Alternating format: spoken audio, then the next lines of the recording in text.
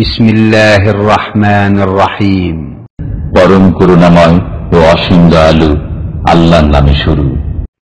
ومن أحسن قولا ممن دعا إلى الله وعمل صالحا وقال إنني من المسلمين।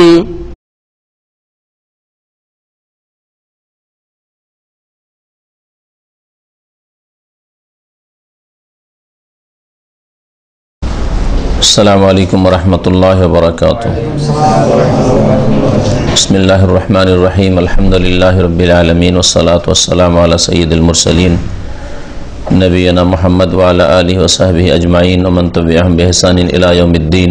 أما بعد فقد قال المؤلف رحمه الله تعالى: باب ما جاء في الذبح لغير الله وقول الله تعالى: قل إن صلاتي ونسكي ومحياي ومماتي لله رب العالمين لا شريك له وقوله تعالى: فصل لربك وانحر. عن علي رضي الله عنه قال: حدثني رسول الله صلى الله عليه وسلم بأربع كلمات: لعن الله من ذبح لغير الله، لعن الله من لعن والديه، لعن الله من آوى محدثا، لعن الله من غير منار الأرض. رواه مسلم. وعن طارق بن شهاب أن رسول الله صلى الله عليه وسلم قال: دخل الجنة رجل في ذباب ودخل النار رجل في ذباب. قال: وكيف ذلك يا رسول الله؟ قال: مر رجلان على قوم لهم صنم لا يجوزه أحد حتى يقرب له شيئا، فقالوا لأحدهما قرب، قال: ليس عندي شيء أقرب. قالوا: قرب ولو ذبابا، فقرب ذبابا فخلوا سبيله فدخل النار. وقالوا للآخر قرب، فقال: ما كنت لأقرب لأحد شيئا دون الله عز وجل، فضربوا عنقه فدخل الجنة. رواه أحمد. সম্মানিত ভাতৃমণ্ডলী এবং যারা দূর থেকে শুনছেন ভাই এবং বোনেরা, বিশেষ করে আমেরিকা কানাডার ভাই বোনেরা যারা লাইনে আছেন শুনছেন, আল্লাহ পাক রব্বুল আলামিনের পক্ষ থেকে আপনাদেরকে জানাই আন্তরিক সালাম। আর তারপরে আল্লাহ পাক রব্বুল আলামিনের প্রশংসা যে আল্লাহ পাক একক, যার কোনো শরীক নেই, কাজে, ইবাদতে, নাম গুণাবলীতে কোনো কিছুতে আল্লাহ পাকের শরীক নেই। সালাত এবং সালাম নাযিল হোক নবী মুহাম্মদ রাসূলুল্লাহ সাল্লাল্লাহু আলাইহি ওয়াসাল্লামের উপর, যাকে আল্লাহ পাক রব্বুল আলামিন তাওহীদের প্রচারের উদ্দেশ্যে আর শিরককে উৎখাত করার উদ্দেশ্যে পাঠিয়েছিলেন। আজকের দার্সের বিষয়বস্তু হচ্ছে আল্লাহ ছাড়া অন্যের জন্য জবাই করার বিধান। কেউ যদি আল্লাহ ছাড়া অন্যের সন্তুষ্টির জন্য, অন্যের ভয়ে, অন্যের নৈকট্য লাভের জন্য, অন্যর কাছে মনের কামনা বাসনা পূরণ হবে এই আশায় জবাই করে, তো এর বিধান কি? এক কথায় এর জবাব হচ্ছে যে এটা হচ্ছে বড় শিরক, যে শিরকের মাধ্যমে একজন মানুষ ইসলামে থাকলেও সে ইসলাম থেকে বেরিয়ে যায়। এই বিষয়ে দুটি আয়াত এবং দুটি হাদিস লেখক রহমতুল্লাহ আলাইহি পেশ করেছেন। আগে আয়াত এবং হাদিসগুলির সংক্ষিপ্ত তরজমা এবং ব্যাখ্যা বলি, আর তারপরে বিশেষ বিশেষ জায়গায় যেখানে আরো কিছু বলার প্রয়োজন রয়েছে সেগুলি বলবো। লেখক রহমতুল্লাহ আলাইহি শুরু থেকে এই কিতাবে তৌহিদের আলোচনা করেছেন, তারপরে তৌহিদের পরিপন্থী বিষয় যে শিরক, আর শিরক বিভিন্ন ধরনের রয়েছে, ছোট শিরক, বড় শিরক। আবার বড় শিরক অনেক রকমের রয়েছে, ছোট শিরক অনেক রকমের রয়েছে। বিভিন্ন রকমের শিরকগুলি আপনাদের সামনে পেশ করছেন। তার মধ্যে গত সপ্তাহে আলোচনা হয়েছিল তাবাররুক। তাবাররুক এক ধরনের আছে যেটা শিরকি তাবাররুক, আবার আর এক ধরনের আছে বিদাতি তাবাররুক, আর একটা শরীয়ত সম্মত তাবাররুক। এই সম্পর্কে আলোচনা হয়েছে। আজকের আলোচনা আল্লাহ ছাড়া অন্যের জন্য জবাই করা, এর হুকুম সম্পর্কে। এটা শিরক।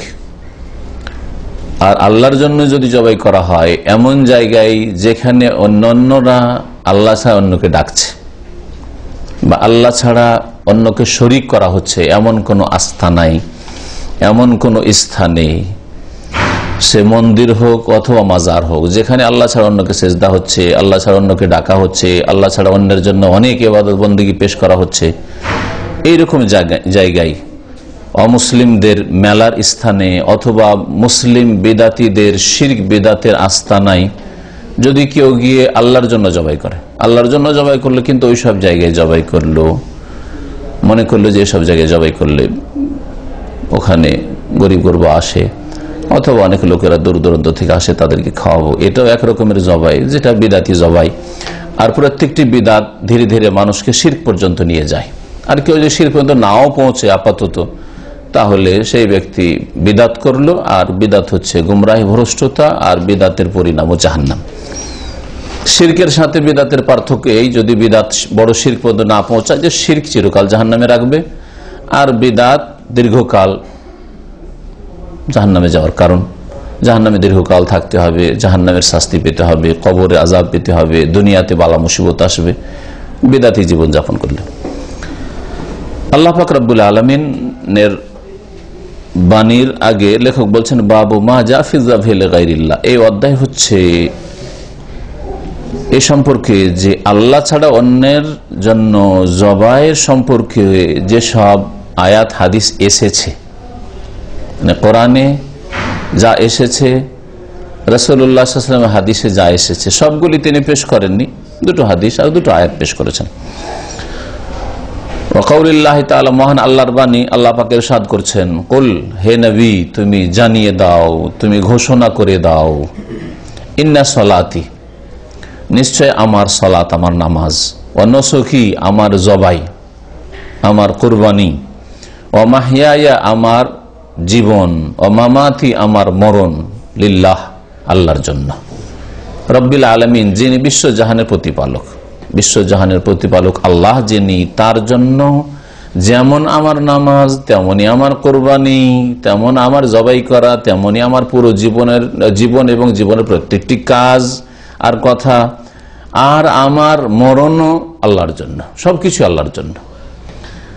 লা শারিকা লাহু, যার কোনো শরিক নেই, যার কোনো অংশীদার নেই। এই আয়াত সূরা আনআমের 162 নম্বর। এই আয়াত দ্বারা আমরা জানতে পারলাম যে আল্লাহর জন্য যেমন নামাজ হবে, আর নামাজের ভিতরে যতগুলি ইবাদত বন্দেগী, কিয়াম, আর ওর মধ্যে যে দোয়া, সূরা ইত্যাদি যেগুলো রয়েছে, আল্লাহ পাকের নৈকট্য, তাসবিহ, তাহলিল, রুকু, সেজদা, বৈঠক, এগুলি যেমন আল্লাহর জন্য, ঠিক তেমনি জবাই করাও আল্লাহর জন্য হবে। সেই জবাই ঈদুল আজহার সময়ের জবাই হোক, কুরবানির জবাই হোক, আর সেটা অন্য কোনো সময়ের জবাই হোক, সেটাও আল্লাহ পাকের সন্তুষ্টির জন্য হবে, আল্লাহ পাকের নামে হবে। যেমন বিসমিল্লাহ বলে জবাই হবে, বিসমিল্লাহ আল্লাহু আকবার, ঠিক তেমনি শুধু মন্ত্র বিসমিল্লাহ আল্লাহু আকবার পড়লেন, কিন্তু জবাইটা করার উদ্দেশ্য আল্লাহ ছাড়া অন্যকে রাজি করা, অন্যের নৈকট্য লাভ করা, অন্যের কাছে কিছু চাওয়া পাওয়া আছে এ আশায় জবাই করলেন না, জবাইটাও লিল্লাহ, আল্লাহর জন্য হইতে হবে। তারপরের আয়াতে মহান আল্লাহ ইরশাদ করেছেন সূরা কাউসারের আয়াত, আল্লাহ পাক ইরশাদ করেছেন ফাসাল্লি লিরাব্বিকা ওয়ানহার, হে নবী তুমি তোমার রবের উদ্দেশ্যে সালাত আদায় করো এবং ওয়ানহার, জবাই করো। নাহার আনহার মানে জবাই করা। নাহার উটকে দাঁড় করে যে জবাই করা হয় এটাকে নাহার বলা হয়, আর জবাহ কোন পশুকে ফেলে দিয়ে যে জবাই করা হয় এটাকে জবাহ বলা হয়। আমরা জবাইটা জানি কারণ আমাদের দেশে উট নেই, সেই জন্য এই ভাষাটা আমাদের মাঝে প্রচলিত। জবাই করা বাংলাতে ব্যবহার হয় জবাহ থেকে, কিন্তু নাহর শব্দটা ব্যবহার হয় না, কারণ উট আমাদের কাছে পরিচিত নাই। কিন্তু আরবরা, যাদের দেশে উট বেশি, তারা নাহার বললে বুঝে আর জবাহ বললে বুঝে, দুটোই শব্দ বুঝে। তো আরবরা যেহেতু বেশিরভাগ উটই জবাই করতো, আর উটকে নাহার করা হয়, জবাই করা হয় না, মানে দাঁড় করে জবাই করা সুন্নাত। যদি বিপরীতটা জায়েজ আছে, কিন্তু উত্তম হচ্ছে যে দাঁড় করে জবাই করা, হয়তো অনেকে দেখেছেন জবাই করতে। সেই জন্য আল্লাহ পাক নাহার শব্দটি এখানে উল্লেখ করেছেন। ফাসাল্লি লিরাব্বিকা, হে নবী মুহাম্মদ সাল্লাল্লাহু আলাইহি ওয়াসাল্লাম তুমিও তোমার রবের জন্যই সালাত আদায় করবে, নামাজ পড়বে, আর রবের জন্যই জবাই করবে। তো রবের নামে জবাই করবে, রবের সন্তুষ্টির জন্য জবাই করবে, রবের নৈকট্য লাভের জন্য জবাই করবে। হ্যাঁ, রবের কাছে কিছু পাবো, হ্যাঁ নেব, নেকি হোক আর মনের কামনা বাসনায় হোক, আশায় হোক, রবের উদ্দেশ্যে জবাই করবে। যেই কোরআনে কারিমে সালাত, নামাজ আর জবাইকে একসাথে বলা হয়েছে, নামাজটা শুধু আল্লাহর জন্য পড়বেন আর জবাইকে ভাগ করে নেবেন, যে কুরবানির জবাই তো আল্লাহর জন্য, আর ওরসের জবাই বাবার জন্য, পীরের জন্য, মাজারের জন্য, এর চাইতে বড় শিরক আর কি হতে পারে। আল্লাহ পাক মুসলিমদেরকে বুঝার তৌফিক দান করেন। তারা যদি কোরআন বুঝতো তাহলে হেদায়েত পেয়ে যেত। কোরআনে কারিমে আল্লাহ পাকের নূর রয়েছে, এই নূর পেয়ে যেত যদি কোরআন অর্থ সহ পড়তো এবং কোরআন নিয়ে তারা চিন্তা করত, যে চিন্তা করতে আল্লাহ পাক বলেছেন, কোরআনের যদি তারা হক আদায় করত তাহলে অবশ্যই হেদায়েত পেত। আল্লাহ পাক অত্যন্ত দয়ালু, আরহামুর রাহিমিন।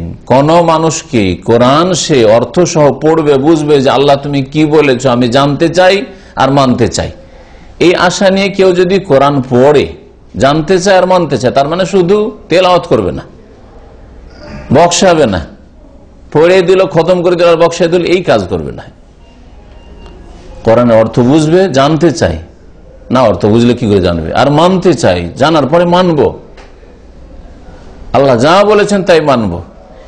এই নিয়ত যার আছে আল্লাহ পাক অবশ্যই তার নিয়ত পূরণ করবেন। কখন আল্লাহ পাক নিরাশ করবেন না, হতভাগা করবেন না, কখন আল্লাহ বঞ্চিত করবেন না তার রহমত থেকে। কিন্তু যাদেরকে আল্লাহ গুমরাহ করেছেন বা যারা গুমরাহ হয়েছে, তারা কোরআনের অর্থ বুঝে না, জানতেও চায় না, আর জানলে মানতে চায় না। এত বড় বড় আলেম হুজুররা বুঝেনি, তারাও তো যাচ্ছে, তারাই তো বলছে যে উলিয়া উলিয়া দিতে পারে। হ্যাঁ, কোরআন জানতে চায় না, কোরআনে কি বলেছে উপেক্ষা করে, আর মানুষে কি বলেছে তা আমি অন্ধভাবে মানে, যার ফলে আল্লাহ পাক এই শ্রেণীর লোকদেরকে হেদায়েত করেনি। আল্লাহ পাক রব্বুল আলামিনের দুটি আয়াত শুনালাম, তারপরে হাদিসের দিকে যাই। আন আলী রাদিয়াল্লাহু আনহু, আলী রাদিয়াল্লাহু তাআলা আনহু থেকে বর্ণিত, তিনি বলছেন, হাদাসানি রাসূলুল্লাহ সাল্লাল্লাহু আলাইহি ওয়াসাল্লাম বিআরবা'i কালিমাত, রাসূলুল্লাহ সাল্লাল্লাহু আলাইহি ওয়াসাল্লাম আমাকে বলেছিলেন, হাদাসা ইউহাদ্দিসু মানে বয়ান করেছিলেন, বর্ণনা করেছিলেন, আমাকে বলেছিলেন, বর্ণনা করেছিলেন, বিআরবা'i কালিমাত, চারটি কথা। চারটি কথা, কালেমা মানে হয় শব্দ, কিন্তু শব্দ বলে আমরা বা কথা বললে অনেক কথাই বলি। হ্যাঁ, আপনার সাথে একটা কথা আছে, কিন্তু একটা কথাতে মেলা কথা তো বলছেন। হ্যাঁ, তো আরবি তো এরকমই, কালেমা বলে কালাম বা জুমলা, বাক্য উদ্দেশ্য করা হয়। হ্যাঁ, তো এখানে চারটি কালেমা এরকমই, লা ইলাহা ইল্লাল্লাহ কালেমা না, লাই তো একটা কালেমা, ইলাহ একটা কালেমা, ইল্লাহ একটা কালেমা, আল্লাহ একটা কালেমা। হ্যাঁ, আর এতগুলি কালেমা মিলে একটা কালাম বা একটা জুমলা সেন্টেন্স হয়েছে, একটা বাক্য হয়েছে, কিন্তু কালেমায়ে শাহাদাত বা কালেমায়ে তাইয়্যিবা বলছেন। তো কালেমা বলে কালাম বা জুমলা উদ্দেশ্য করা আরবি ভাষায় হয়, যেটা আমরা নিজেরা বলে থাকি, বুঝে বলি আর নাই বুঝে বলি। এইরকমই নবী করিম সাল্লাল্লাহু আলাইহি ওয়াসাল্লামের হাদিস, সহিহ বুখারীর শেষ হাদিসটা, কালেমাতানে, দুটি শব্দ আছে, নবী সাল্লাল্লাহু দুটো শব্দ বলেছেন, হাবিবাতান ইলার রাহমান, আল্লাহর কাছে খুব প্রিয়। হ্যাঁ, খফিফাতান আল লিসান, জবানে খুব হালকা, সাকিলাতান ফিল মিজান, আর দাঁড়ি পাল্লায় আল্লাহ পাকের নেকি যে গুনাহ আর নেকি মাপা হবে কিয়ামত দিন, তা তো অত্যন্ত ভারী। দুটি শব্দ কি, সুবহানাল্লাহ ওয়া বিহামদিহি, সুবহানাল্লাহ, এটাই তো, এটা সুবহান একটা আর আল্লাহ, দুটো কালেমা হয়ে গেল, দুটো দিয়ে একটা বাক্য হইল, ওয়া বিহামদিহি আর এক বাক্য হইল। হ্যাঁ, ওয়াও বা হামহি, সবগুলি একটা একটা করে কালেমা। হ্যাঁ, সুবহানাল্লাহিল আযীম, সুবহান আল্লাহ আজিম। হ্যাঁ, এতগুলি শব্দ কালেমা আছে, অথচ নবী কারীম সাল্লাল্লাহু আলাইহি ওয়াসাল্লাম কি বলেছেন, কালেমাতানে, দুটি কালেমা আছে। কালেমা মানে এখানে দুটো বাক্য আছে, এইরকম এখানে চারটি বাক্য বা চারটি কথা নবী করিম সাল্লাল্লাহু আলাইহি ওয়াসাল্লাম আমাকে বলেছেন। আলী রাদিয়াল্লাহু তাআলা আনহুর সামনে বলেছেন, হয়তো একাই ছিলেন অথবা অন্যরা ছিলেন, কিন্তু তিনি বলছেন আমাকে বলেছেন রাসূলুল্লাহ সাল্লাল্লাহু আলাইহি ওয়াসাল্লাম। এটা হচ্ছে গুরুত্ব, যে আপনার সাথে অনেক লোককে বলা হয়েছে, আপনাকে বলা হয়েছে, বিশেষ করে আপনি মনে করবেন যে এটা আপনাকে বলা হয়েছে, আপনি অন্যের উপর চাপিয়ে দেবেন না। প্রথম কথা যেটা বলা হয়েছে, লানাল্লাহু মান যাবাহা লিগাইরিল্লাহ, আল্লাহ পাক লানত করেছেন, আল্লাহ পাকের অভিশাপ রয়েছে ওই সব লোকের ওপর যারা জবাই করবে লিগাইরিল্লাহ, গায়রুল্লাহর জন্য, আল্লাহ ছাড়া অন্যের জন্য। মানের অর্থ এক বচন হয় আর বহু বচন হয়, এই জন্য আমি কখনো কখনো এক বচন দিয়ে অনুবাদ করি, তর্জমা করি, ওটাও ভুল না। হ্যাঁ, আর যদি বহু বচন দিয়ে করেন সেটাও ভুল না। লান আল্লাহ, আল্লাহ পাক লানত করেছেন ওই লোকের ওপর, ওই ব্যক্তির ওপর, এক বচন দিয়ে, বা ওই সব লোকের ওপর যারা যাবাহ লিগাইরিল্লাহ, মানের মধ্যে এক বচন বহু বচন দুটোরই অর্থ থাকে, যারাই আল্লাহ ছাড়া অন্যের জন্য জবাই করবে। আর এর আগে বললাম, আবার বলছি যাতে আর না বলতে হয় যে আল্লাহর জন্য মানে আল্লাহ ছাড়া অন্যের নামে, এটা আমি অমুক দেব বা দেবীর নামে, এটা জিনের নামে জবাই করলাম, এটা আমার অমুক পীরের নামে অমুক মাজারের নামে জবাই করলাম, এটা বলুক বিসমিল্লাহ আল্লাহু আকবার, হয়তো বললো না, বা বিসমিল্লাহ আল্লাহু আকবার বললো মন্ত্রের মতো, কিন্তু আসলে জবাইয়ের সন্তুষ্টির উদ্দেশ্য কার? গায়রুল্লাহ, আল্লাহ ছাড়া অন্যের সন্তুষ্টির উদ্দেশ্য, নৈকট্য লাভ কার করা উদ্দেশ্য? জিনের অথবা কোন মানুষের, মৃত বা জীবিত ইত্যাদি, অথবা কোনো কিছু পাবো আল্লাহ ছাড়া অন্যের কাছে ওই মাজারে, সেই জন্য মাজার নিয়ে খাসি মুরগি জবাই করছি, যদিও বিসমিল্লাহ আল্লাহু আকবার বলে জবাই করেছে। হ্যাঁ, কিন্তু নিয়ে গিয়ে ওখানে জবাই করার উদ্দেশ্য, বা বাড়িতেই জবাই করেছে, কিন্তু বাবা যেহেতু সব জানতে পারেন, বাড়িতে জবাই করলো, এটা অমুক বাবার নামেই জবাই করছে, আমার বাড়িতেই জবাই করছে, তার কাছে কিছু পাবো, হ্যাঁ, বাবার নামে এটাকে জবাই করছি, পীরের নামে জবাই করছি, অমুক মাজার নামে জবাই করেছি, খাজা বাবার নামে জবাই করেছি, গৌসুল আজমের নামে জবাই করেছি, তাহলে আল্লাহ পাক এইরকম লোকদের ওপর লানত করেছেন, লানত করেছেন। তো আল্লাহ পাক রব্বুল আলামিনের লানত ওয়া রাসূলুল্লাহ সাল্লাল্লাহু আলাইহি ওয়াসাল্লাম লানত আমভাবে গুনাহগারদের ওপর রয়েছে, বিভিন্ন রকমের কাবিরা গুনাহ। আর এটা হচ্ছে কাবিরা গুনাহর লক্ষণ। যে কোনো কাবিরা গুনাহর একটি লক্ষণ হচ্ছে যে আল্লাহ যদি লানত করে থাকেন, তার রাসূল লানত করে থাকেন। লানতের মানে কি? আরবি শব্দ এটা। লানত মানে অনেকেই বুঝেন না শাব্দিক অর্থ, যদি এমনি বুঝছেন যে লানত মানে খারাপ জিনিস, এটা লানত মানে হচ্ছে রহমত থেকে বঞ্চিত করা। আল্লাহ পাক লানত করেছেন মানে আল্লাহ পাক তার রহমত থেকে বঞ্চিত করবেন এই শ্রেণীর লোককে, এটা আল্লাহ জানিয়ে দিয়েছেন, ঘোষণা করে দিয়েছেন যে আমার লানত মানে আমি রহমত দেব না, আমার রহমত থেকে বঞ্চিত। যদি এমন পাপ হয় যা দিয়ে ইসলাম থেকে বেরিয়ে গেছে, তো কোনোদিন আল্লাহ রহমত দেবেন না। শিরক করেছে, বড় কুফরি করেছে, যেমন এইটা জবাই, আল্লাহ ছাড়ার জন্য জবাই করে, তাহলে কোনোদিন আল্লাহ রহমত দেবেন না। মুশরিককে, কাফেরকে কখনো আল্লাহ রহমত দেবেন না। আর যদি এরকম হয়, লান আল্লাহু সারিক, হাদিস আছে, আল্লাহ চোরের উপর লানত করেছেন, তো চোরের লানতটা চিরকালের জন্য না, আল্লাহ রহমত দেবেন না, দুনিয়ায় রহমত পাবে না, লাঞ্ছিত অপদস্থ। কবরের জীবনে হয়তো রহমত, দীর্ঘ আযাব হবে, আখিরাতে অনেকদিন হয়তো জাহান্নামে জ্বলবে, রহমত পাবে না। কিন্তু যদি তার ঈমান ঠিক থাকে, মানে তাওহীদ ঠিক আছে, শিরক মুক্ত, শিরক করেনি, নামাজ পড়েছে, তাহলে কোনো কালে তার জন্য আল্লাহ পাকের রহমত হবে। কারণ কোন মুসলিম ইসলামের অবস্থায় যদি মরে, শিরকের অবস্থায় না মরে, কুফরের অবস্থায় না মারা যায়, হ্যাঁ, তাওহীদের উপর যদি মারা যায়, নামাজের উপর মারা যায়, তাহলে একদিন নাজাত পাবে দীর্ঘ শাস্তি পেয়ে। তো এই ক্ষেত্রে কি বলবো, চোরের উপর আল্লাহ লানত করেছেন মানে দীর্ঘদিনের লানত রয়েছে, আল্লাহ দীর্ঘদিন ধরে রহমত থেকে বঞ্চিত রাখবেন।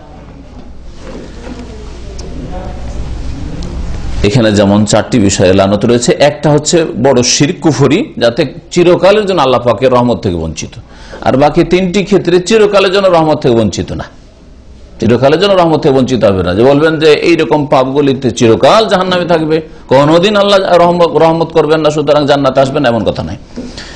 দেখেন বাকি কাজগুলি কি রয়েছে। রাসূলুল্লাহ সাল্লাল্লাহু আলাইহি ওয়াসাল্লাম যদি লানত হয়, তো লানত, অভিশাপ, রহমত থেকে বঞ্চিত করার ক্ষমতা আল্লাহ পাকের একমাত্র। তাহলে আল্লাহ লানত করেছেন, আল্লাহ রহমত থেকে বঞ্চিত করার ঘোষণা করেছেন। রাসূল লানত করেছেন, লানা রাসূলুল্লাহ আকেলা রিবা, সুদখোরের উপর রাসূলুল্লাহ লানত করেছেন। হ্যাঁ, রাসূলুল্লাহ ঘুষখোর, রাশিয়াল মুরতাসি, যে ঘুষ খায়, ঘুষ নেয়, ঘুষ দেয়, এদের উপর লানত করেছেন। এর মানে কি? এর মানে হচ্ছে রাসূলুল্লাহ সাল্লাল্লাহু আলাইহি ওয়াসাল্লাম অভিশাপ বদ্ধ দিয়েছেন যে আল্লাহ তোমাকে রহমত থেকে দূর করুক। সুদখোর, ঘুষখোর, ঘুষ দেনেওয়ালা, সুদের উপর টাকা লেনেওয়ালা, সুদের আদান প্রদান করনেওয়ালা, তোমাকে আল্লাহ পাক রহমত থেকে বঞ্চিত করুক। মুমিনদের লানত, হ্যাঁ, মুমিনদের লানত হয়, মানে মুমিনদের বদ্ধ অভিশাপ রয়েছে, আল্লাহর রহমত থেকে বঞ্চিত হোক।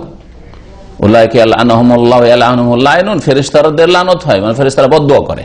লাআনাল্লাহু মান লাআনা ওয়ালিদাইহি। দ্বিতীয় যে বিষয়টি বলেছেন চারটি কথার মধ্যে, সেটা হচ্ছে লানত করুক, মানে আল্লাহ পাকের রহমত থেকে দূর হোক ওই ব্যক্তি বা ওই সব লোকেরা যারা নিজের বাপ মাকে গালিগালাজ করে। মানে লাআনা ওয়ালিদাইহি মানে যারা বাপ মাকে অভিশাপ দেয় বা বাপ মাকে গালিগালাজ করে, অকথ্য ভাষা বলে। এখানে লানতটা একটু ব্যাপক অর্থে, অকথ্য ভাষা বলে, খারাপ ভাষা বলে, বাপ মার জন্য উপযোগী ভাষা নয় এইরকম ভাষা ব্যবহার করে বাপ মার ক্ষেত্রে, বাপ মার সামনে হোক অথবা বাপ মার চোখের আড়ালে হোক, এদের ওপর লানত রয়েছে।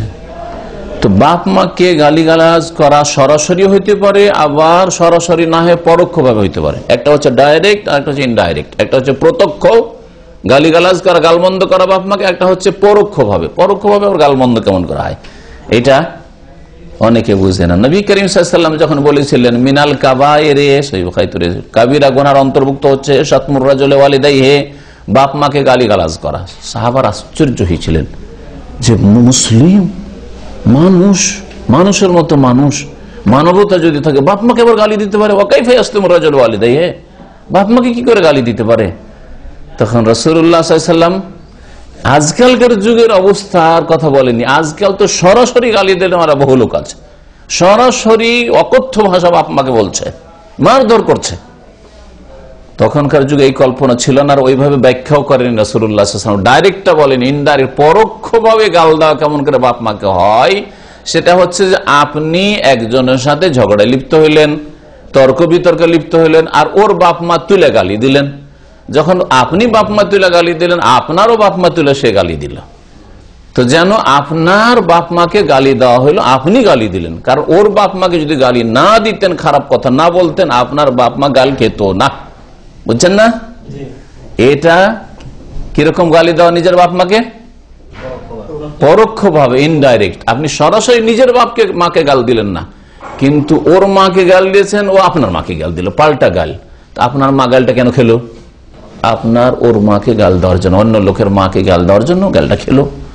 সেজন্য আপনি যেন আপনার মাকে গাল দিলেন, বাপকে গাল দিলেন, এটাও কাবিরা গুনাহ, এর উপরও লানত হবে। সুতরাং কখনো কারো মা তুলে বাপ তুলে, আর আমাদের দেশে মা তুলে বাপ তুলে গাল দেওয়ার ঢালাহারে রয়েছে। ডবল গালি, হ্যাঁ ডবল গালি, ডবল গালি নাই? হ্যাঁ, কি বলে নোয়াখালীর ভাষায়, হালার বেটা হালা নাকি? আমি আসলটা বললাম না, যেটা তো আপনার হাসবেন ওইটা বললাম। তো এইটা গাল দেওয়া হলো না। ওকে যখন ডবল করে বলেন, আপনাকে বললো ওইরকমই যে তুই শুধু হালা না, তোর বাপও হালা। বুঝতে পেরেছেন? হ্যাঁ, এইটাই আপনার বাপকে যেন আপনি বললেন, ওইটা ওর বাপকে বললেন, ও বললো আপনার বাপকে, আপনার বাপকে আপনি বললেন যেন। 3 নম্বর, লাআনাল্লাহু মান আওয়া মুহাদ্দিসান। আল্লাহ পাকের লানত, অভিসম্পাত রয়েছে ওই সব ব্যক্তির উপর যারা বিদাতিকে আশ্রয় দেবে। এই বাক্যটার দুটো অর্থ রয়েছে। হ্যাঁ, এই বাক্যটার দুটো অর্থ রয়েছে। একটা অর্থ করলাম, কি অর্থ? যে আল্লাহ পাকের লানত কার ওপর?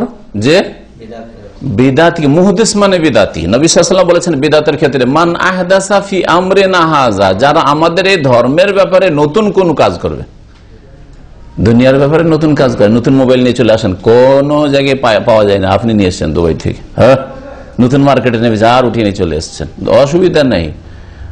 দুনিয়ার ব্যাপারে ব্যবসা, নতুন ব্যবসা শুরু করলেন, এর আগে কেউ ব্যবসা জানতো না, অসুবিধা নেই।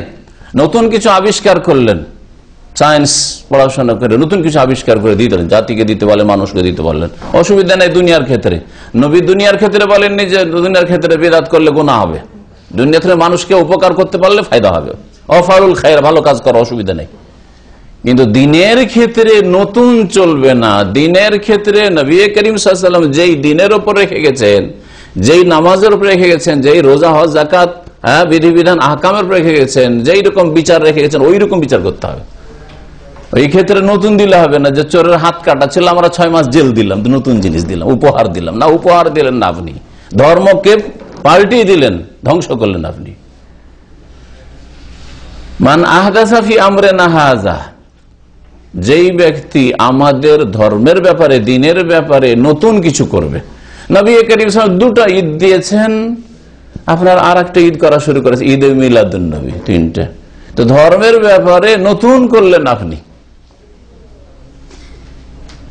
মা বাবার জন্ম দিবস, মৃত্যু দিবস পালন করা শুরু করলেন, হ্যাঁ, বিবাহ দিবস, আপনার ম্যারেজ ডে পালন করা শুরু করলেন। মান আহাদাসা ফি আমরিনা হাযা, এগুলো ধর্মীয় ব্যাপার, এগুলো, কারণ এগুলো ধর্মের মতো পালন হচ্ছে। এদিকে ঈদ উৎসব, ঈদের দিন যেমন আমোদ ফুর্তি করে খাওয়া দাওয়া হয়, তেমনি আপনার ম্যারেজ ডে তাই হচ্ছে। সাথে এগুলো ঈদে পরিণত করেছেন। আর এই ঈদগুলি ইহুদি নাসারাদের কাছ থেকে নিয়েছেন। মান আহাদাসা ফি আমরিনা হাযা, আমাদের ধর্মীয় ব্যাপারে যারা নতুন কোন কাজ করবে, মা লাইসা মিনহু, যেটা ধর্মে ছিল না, রাসূলুল্লাহ সাল্লাল্লাহু আলাইহি ওয়াসাল্লামের জামানায় ছিল না। আরে রাসূলুল্লাহ সাল্লাল্লাহু আলাইহি ওয়াসাল্লামের জন্ম দিবস, মৃত্যু দিবস কোন সাহাবী পালন করেনি। তারা সবচেয়ে বেশি মহব্বত, জান মালে সবকিছুর কোরবানি করেছেন। তারা কি নেকির কাজ হলে ছেড়ে দিতেন? কেন করেননি? রাসূলুল্লাহ সাল্লাল্লাহু আলাইহি ওয়াসাল্লাম নিজের ছেলে মেয়েদের, বিবির না জন্ম দিবস, মৃত্যু দিবস, বিবাহ দিবস, চলো খাদিজা, তোমার আমার বিয়ে হয়েছে, তুমি প্রথম স্ত্রী, তোমার ম্যারেজ ডে পালন করি, হ্যাঁ, শাদী দিবস করেছেন। তাহলে আপনি কেন করবেন? আপনি মুসলিম, রাসূলুল্লাহ সাল্লাল্লাহু আলাইহি সাল্লামের ফটোকপি, অনুসারী না, মুত্তাবে না হয় মুবতাদে, দুইয়ের এক মুসলিম। আপনি হয় মুত্তাবে, নবীর অনুসারী, নবীকে ফলোকারী, আর না হইলে মুবতাদে, বিদাতি। মুত্তাবে হইতে হবে, অনুসারী হইতে হবে, হ্যাঁ, আবিষ্কারকারী হইলে হবে না যে নতুন কিছু আবিষ্কার করলেন। ইত্তাবিউ, আল্লাহ বলেছেন অনুসরণ করো। বহু জায়গায় বলা হয়েছে কোরআনে কারিমে অনুসরণ করতে। ফাত্তাবিউনি, আমার অনুসরণ করো, তাই আল্লাহ ভালোবাসেন। আল্লাহর ভালোবাসা পেতে হইলে আর গুনাহ খাতা মাপ চাইলে ফাত্তাবিউনি, নবীর অনুসরণ আল্লাহ পাক বলেছেন। মুত্তাবে হইতে হবে, কখনো মুবতাদি হবেন না। যা আছে কোরআন হাদিসে তাই পালন করব, নতুন কিছু চাই যাতে ভালো লাগে না, চলবে না। তো কি বলছিলাম, একটা অর্থ হচ্ছে ওই যে আহাদাসা মানে নতুন করা, বিদাত করা। এখানে লান আল্লাহু মান আওয়া মুহদিসান, যে ব্যক্তি বিদাতিকে আশ্রয় দিবে তারপর আল্লাহ লানত রয়েছে। আশ্রয় দেওয়া মানে কি? আশ্রয় দেওয়া মানে কেউ তাকে মারধর করছে আর আপনি তাকে জান রক্ষা করার জন্য আশ্রয় দিচ্ছেন, এটা অর্থ না। আশ্রয় দেওয়া মানে বিদাতি কোনো মোল্লা আলেম এলাকায় আসছে, আপনার বাড়িতে গেস্ট, স্পেশাল গেস্ট, ওর জন্য খাওয়া দাওয়ার ব্যবস্থা, আপ্যায়নের ব্যবস্থা, ওর জন্য স্পেশাল খেদমত সেবা, তারপরে ওর খাতির সম্মান, রাস্তাঘাটে দেখা হলে সালাম মুসাফা, একেবারে মহানাকা, যেন আপনি ভাগ্যবান বিদাতি হুজুরের সাথে দেখা করে, এগুলো সব আশ্রয় দেওয়ার অন্তর্ভুক্ত। বিদাতি যারা, বিদাতি দুই রকম। এক হচ্ছে বিদাতি যে নিজের জীবনে বেদাত করে কিন্তু বিদাত ছড়াই দেয়, তাহলে তার অনিষ্ট, তার পাপ তার মধ্যেই সীমিত। এর ব্যাপারটা অনেকটাই হালকা, যেমন সাধারণ বিদাতি লোক বিদাতের ধর্ম প্রচার করে বেড়ায় না। আর এর চেয়ে বিপজ্জনক হচ্ছে যে বিদাতি মোল্লা, হ্যাঁ, বিদাতি হুজুর, বিদাতি মৌলানা, হ্যাঁ, এরা মারাত্মক। কারণ এর বিদাত, এর অনিষ্ট, এর খারাপি তার মধ্যে সীমিত না, সে হাজার হাজার লোকে বিদাতি বানাচ্ছে। তার 1 ঘন্টার একটা শিরক বিদআতের বক্তব্য শুনে হাজার হাজার লাখ লাখ লোক হয়তো গুমরাহ হয়ে চলে গেল, সহি রাস্তা পেল না। মনে করলে এত বড় আলেম, তার মাহফিলে এত এত লোক আসে, ভুল বলতে পারে, ধোঁকা খেয়ে গেল। এইরকম বিদাতিদেরকে যারা আশ্রয় দিবে, ওয়াজ মাহফিল জলসায় বিদাতি হুজুরকে ডেকে নিয়ে আসলেন, সবচেয়ে বড় আশ্রয় দেন। আশ্রয় দিলেন, ইসলামের নামে তাকে বিরাট প্রচার করার সুযোগ দিলেন। লান আল্লাহ, আল্লাহ পাকের লানত হবে ওই জালসা কমিটির ওপর, ওই ওয়াজ মাহফিল কমিটির ওপর যারা বিদাতি দিয়ে ওয়াজ করাবে, মানে আওয়া মুহদিসান, যারা বিদাতিকে বাড়িতে নিয়ে আসবে, খাতির করে পীর এসছে বাড়িতে, খুশির শেষ নাই। মান আওয়া মুহদে, পীর তন্ত্র ইসলামের নেই, যেহেতু বিদাত, পীর তন্ত্রই যখন বিদাত তখন পীরও বিদাতি। পীরকে যে আশ্রয় দেবে আল্লাহ পাকের লানত হবে। লান আল্লাহ মান আওয়া মুহদিসান, যে কোনো পীর হোক। এখানে হক্কানি আর গায়ের হক্কানির কোনো ভাগ ইসলামে নেই। যারা ভাগ করেছে তারা সাধারণ লোকের চোখে ধুলা দিয়েছে, আর তারা দুনিয়ার কোনো উদ্দেশ্যে অথবা অজ্ঞতার কারণে, হক্কানি পীরও আছে আর ভণ্ড পীরও আছে। যদি লুচ্চামি করে, হ্যাঁ, আর মহিলারা গিয়ে নির্জনে খেদমত করছে, তাহলে হইল ভণ্ড পীর। আর শিরক বিদাত শিখাচ্ছে, ওয়াহদাতুল উজুদ শিখাচ্ছে, হলুল শিখাচ্ছে, হোসেন মানুষের হাল্লাজকে এত বড় কুফরি কথা বলার পরে আল্লাহর ওলি বানিয়ে দিচ্ছে। হ্যাঁ, এত বড় বড় শিরক কুফরি আর বিদাত করার পরে বলছে এর হক্কানি পীর। রাসূলুল্লাহ জীবনে এরকম জিকির করেননি, সেসব জিকির আর ওজিফা আর শিখাচ্ছে, আর তাদেরকে হক্কানি বানিয়ে দিলেন। এইরকম তো ইসলামে নেই। হককা নিজে হক কথা বলবে, আর হক হচ্ছে কোরআন আর হাদিস। কোরআনে কারিমে রাসূলের হাদিসের জিকির যদি সুবহানাল্লাহ, আলহামদুলিল্লাহ, লা ইলাহা ইল্লাল্লাহ, আল্লাহু আকবার শেখায়, আর নিজের জিকির নিজের জীবনে করবেন সম্মিলিত একসাথে লা ইলাহা ইল্লাল্লাহর জিকির সুর ধরে, এটা নবী সাল্লাল্লাহু আলাইহি ওয়াসাল্লাম সাহাবীরা করেননি। হ্যাঁ, তারপরে এইরকম আপনার ইল্লাল্লাহর জিকির, আল্লাহর জিকির, হু হু জিকির জীবনে নবী কেন কোন সাহাবীও করেননি। বরং সাহাবী ইবনে ওমর রাদিয়াল্লাহু তাআলা কুফায় গিয়ে বলেছেন, তোমরা জাহান্নামের দরজা প্রথম খুলছো, গোমরাহির দরজা খুলছো। ওরা ইল্লাল্লাহর জিকির, আল্লাহু এত বড় বিদআতে আসেননি, ওরা শুধু বলছিল একসাথে গোল হয়ে বসে বলছে 100 বার সুবহানাল্লাহ পড়ো। কথা যেটা পড়ছিল সুবহানাল্লাহ সব হাদিসে আছে, আলহামদুলিল্লাহ 100 বার পড়ো, শুধু ফর্মালিটি তরিকাটা 100 বার করে। 100 বার পুরা হইলো, 100 বার যখন সুবহানাল্লাহ পুরা হলো, আচ্ছা এবার 100 বার আলহামদুলিল্লাহ করো, আলহামদুলিল্লাহ 100 বার হইলো, আল্লাহু আকবার 100 বার করো। ইবনে মাসউদ রাদিয়াল্লাহু তাআলা আনহু বলেছিলেন যে হয় তোমরা আবু বকর, ওমর, ওসমান, আলী সাহাবায়ে কেরাম চাইতে বেশি হেদায়েত প্রাপ্ত পরহেজগার হয়ে গেছো, আর না হলে গুমরাহির জাহান্নামের দরজা খুলছো, মুফতাতিহু বাবাল্লাহ। আর ওদের অধিকাংশগুলি খারিজি হয়ে গেছিল পরে, জি হ্যাঁ, আর সব জাহান্নামে পৌঁছেছে। আলী রাদিয়াল্লাহু তাআলার উপর বড় ফতোয়া দিয়েছিল, আর তাদের বিরুদ্ধে যে জিহাদ হয়েছিল সেই জামানায় তাদের সবগুলি হত্যা হয়েছে নাহারওয়ারে।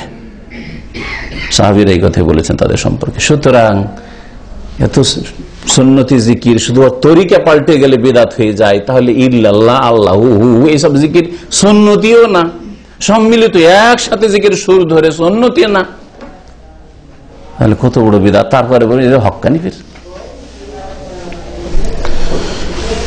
যারা বিদাতিকে আশ্রয় দিবে, আর বিদাতি দুই রকম, নিজের জীবনে শুধু বিদাত করে, আর পীর মুরিদ বানাচ্ছে আর বিদাত ছড়াচ্ছে। ওয়াইজ, হ্যাঁ বক্তা, কত লোক যে তাদের বক্তব্য শুনছে আর গোমরাহ হচ্ছে, শিরক বিদাত গ্রহণ করছে। এদেরকে যারা আশ্রয় দিবে, এদের যারা খেদমত করবে, এদের যারা আপ্যায়ন করবে, এদের যারা শ্রদ্ধা করবে, এদেরকে যারা মাথায় চড়িয়ে নেবে, এদেরকে যারা বাড়িতে আশ্রয় দেবে, এদেরকে দিয়ে ইমামতি করাবে, এদের পিছনে নামাজ পড়ি, লান আল্লাহ মান আওয়া মুহদিসান, আল্লাহ পাকের লানত রয়েছে এইসব লোকদের উপর যারা বিদাতিকে আশ্রয় দেবে। দ্বিতীয় অর্থ এর হচ্ছে মুহদিস মানে পাপকারী, পাপী। মুহদিস মানে পাপী, যে কোনো পাপ, শুধু বিদাত নয়। চোর, খুনি, ব্যভিচারকারী, যে কোনো ক্রাইম, অপরাধ করেছে, হ্যাঁ জালিয়াতি করেছে নথিপত্রে, একামতে, পাসপোর্টে, আর সরকারের কর্তৃপক্ষ, পুলিশ বিভাগ অথবা সিআইডি তল্লাশ করছে যে কোথায় আছে, আর আপনি পরজিল ভাবছেন লোকটাকে ধরে নেবে, লোকটা জেলে চলে যাবে, বেচারাকে আমার বাড়িতে লুকিয়ে রাখি, খাটের তলায় লুকিয়ে রাখি, আলমারির মধ্যে ঢুকাই দিই। হ্যাঁ, তাহলে একজন অপরাধীকে আপনি আশ্রয় দিলেন, লান আল্লাহ, আল্লাহ পাকের লানত হইল আপনার উপর, রহমত থেকে বঞ্চিত, চিরকালের বঞ্চিত না হলে দীর্ঘকালের বঞ্চিত। এই গুনাহ, কারণ এগুলো কুফরি কাজ নয়, কিন্তু কাবিরা গুনাহ। ওই রকমই জানছেন যে এরা জাল টাকা তৈরি করবে, অথবা জাল একামা তৈরি করবে, জাল পাসপোর্ট তৈরি করবে, এদের কাছে জাল স্ট্যাম্প আছে, এরা বিভিন্ন ইউনিভার্সিটি সার্টিফিকেট দিচ্ছে, আর ওদেরকে আপনি বাসা ভাড়া দিয়েছেন, বাসা ভাড়া দিয়েছেন। এরকম অনেকে করছে, জানছে এরা পাপের কাজ করবে, বাসা ভাড়া, বিড়ি কোম্পানিকে বিল্ডিং ভাড়া, হ্যাঁ, তারপরে ব্যাংকে, সুদী ব্যাংকে ভাড়া দিয়েছে, আমি ভাড়া নিচ্ছি, ওরা কি করছে না করছে আমি কি, তুমি জানো না যেটা সুদী ব্যাংক, সুদের কারবার করবে তোমার বিল্ডিং এ, ওই পয়সার জন্য আশ্রয় দিলেন না এই ব্যাংকটাকে, এই ব্রাঞ্চটাকে তোমার বিল্ডিং এ, তোমার ঘরে আশ্রয় দিলে, লান আল্লাহু মান আওয়া মুহদিসান, আল্লাহ পাকের লানত রয়েছে ওই সব লোকদের যারা গুনাহগার, পাপিষ্টদেরকে আশ্রয় দিবে, পাপ করার জন্য আশ্রয় দিবে, অথবা পাপ করে বাঁচার জন্য এসছে যে আমাকে বাঁচা, রক্ষা করো, আশ্রয় দিবে। খুন করেছে এক শহরে, আর এসে আর এক শহরে এসে বলছে, ভাই তুমি আমার দেশি ভাই, তুমি এলাকার মানুষ, আমাকে রক্ষা করো। জবাইলে এক লোক খুন করেছিল, এক কাফের হিন্দু বাংলাদেশি, আর খুন করে এসে দামামে এসে এক মুসলমানের কাছে আশ্রয় দিয়েছে। পরে ধরা পড়েছে, আলহামদুলিল্লাহ, 5-7 বছর জেলে ছিল। তারপরে যে কি হয়েছে আমি ওই জেলে আলোচনায় যেতাম, তখন দেখেছি। তাহলে আল্লাহ পাকের লানত ওই লোকটার উপরে যে খুনিকে আশ্রয় দিল, জেনাকারীকে আশ্রয় দিল।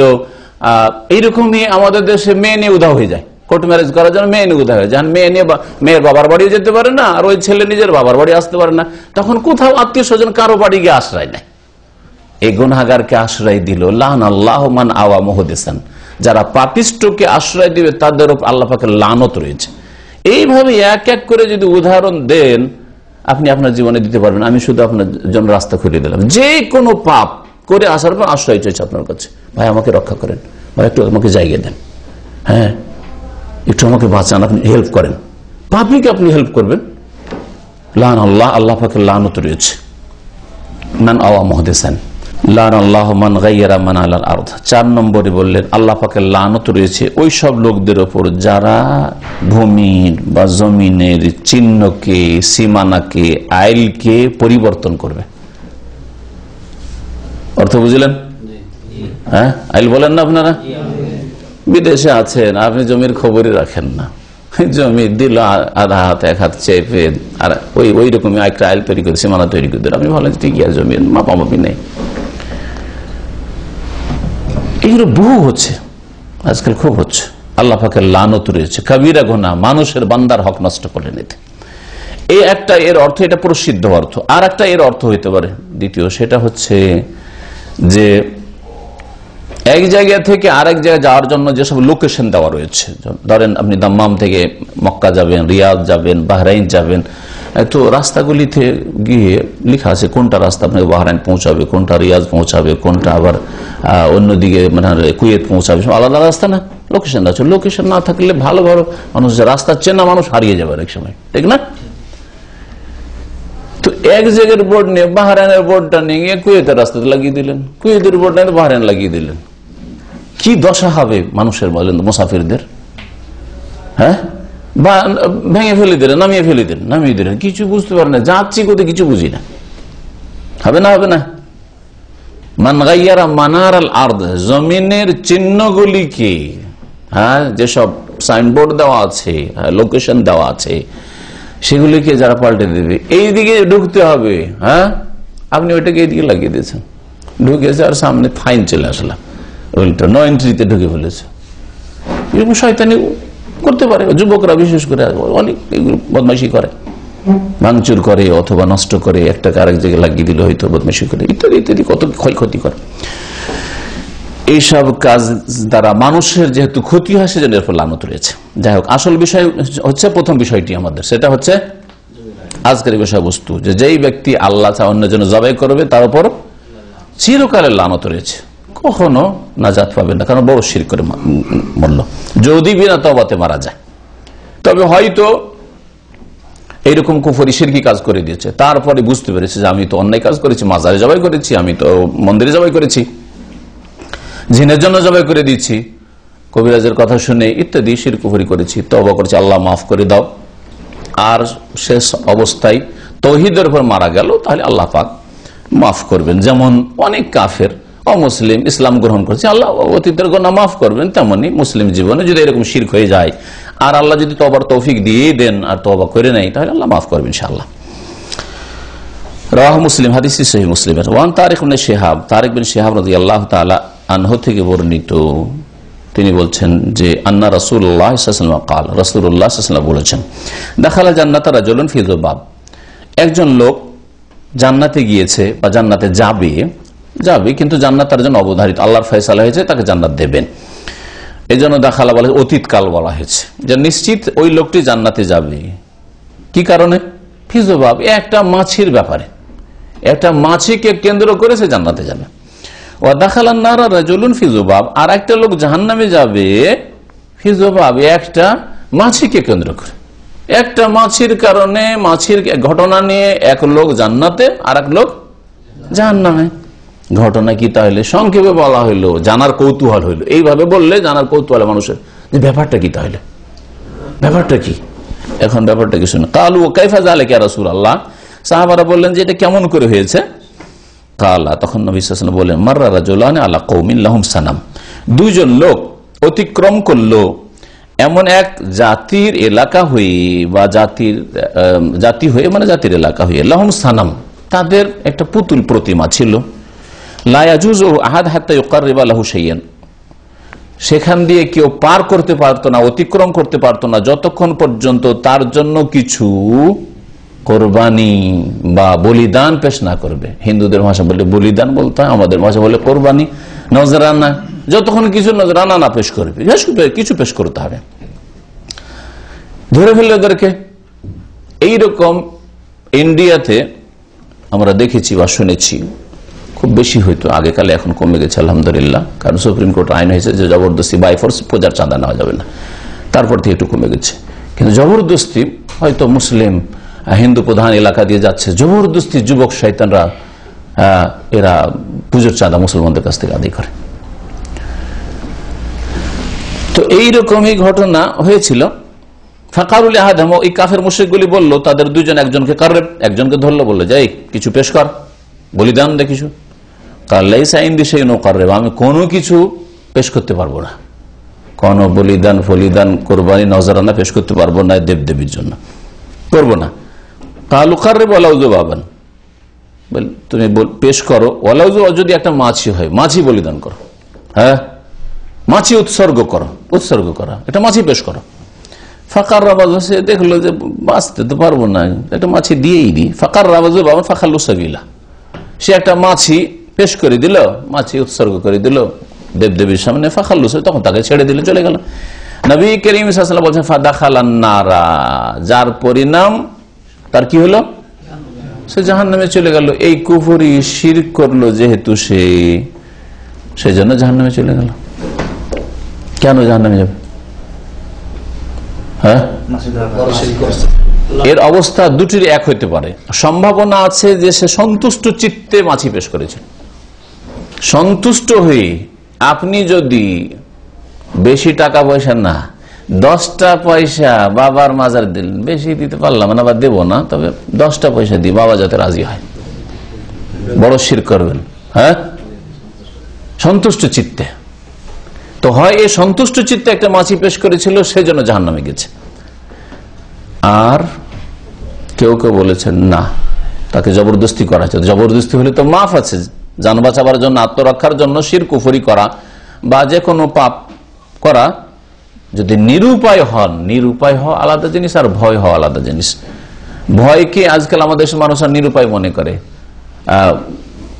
শয়তানদের এলাকায়, কাফেরদের এলাকায়, মুশরিকদের এলাকায়, হয় মাজারপন্থীদের এলাকায়, আর না হইলে ধরেন হিন্দু বা খ্রিস্টানদের এলাকায় রয়েছে, এই আমাদের এই উৎসবে এত টাকা দাও, ব্যবসা করে এত টাকা দাও, ভাবছে যে না দিলে এখানে ব্যবসা করা যাবে না, এখানে টিকা যাবে না, পরে ক্ষয়ক্ষতি করতে পারে, সে না আগে থেকে দিয়ে দিল বাঁচার জন্য। এটা ভয়, নিরুপায় নয়, নিরুপায় নয়, ঝুঁকি নিতে চায় না, কাউকে অসন্তুষ্ট করতে চায় না।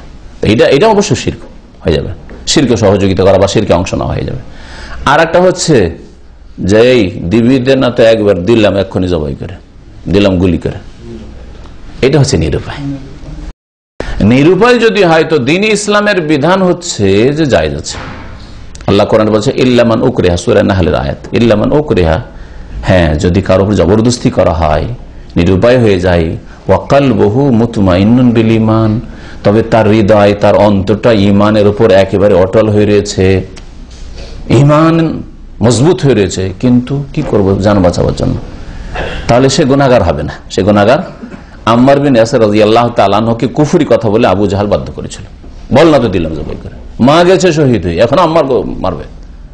তখন কুফরি কলেমা বলেছিল, রাসূলুল্লাহ কাঁদতে কাঁদতে চলে আসে, ইয়া রাসূলুল্লাহ এরকম কাজের মধ্যে হয়ে গেছে।